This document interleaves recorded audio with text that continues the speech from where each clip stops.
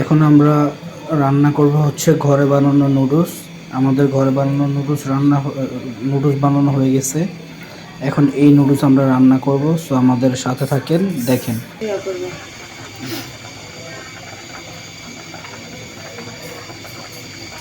দেওয়া হচ্ছে তেল,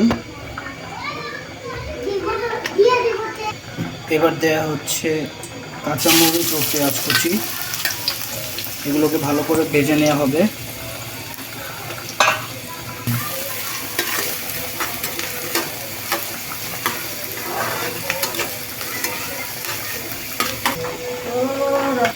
এখন দিয়ে দেওয়া হচ্ছে ডিম।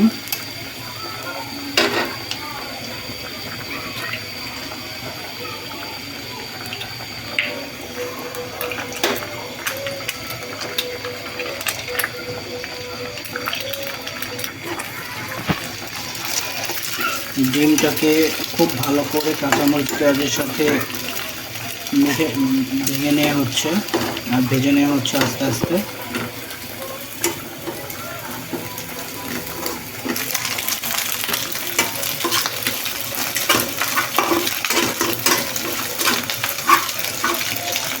এখন তার সাথে সবজিগুলো দিয়ে দেওয়া হবে।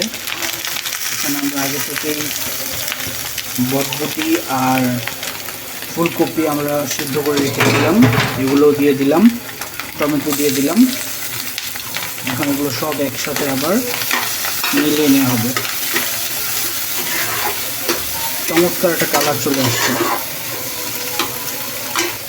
আর এখন ম্যাগি মশলা দিয়ে দিতেছি।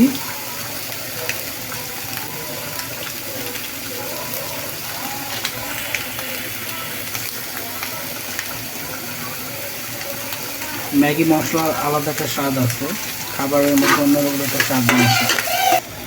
এর মধ্যে এখন একটু সামান্য পরিমাণে সয়া সস দেওয়া হচ্ছে।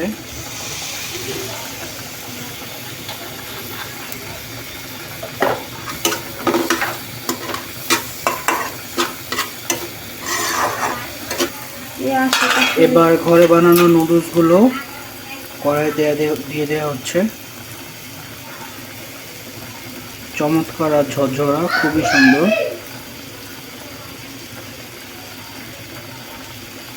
খুব ফ্রেশ ঘরে বানানো নুডলস।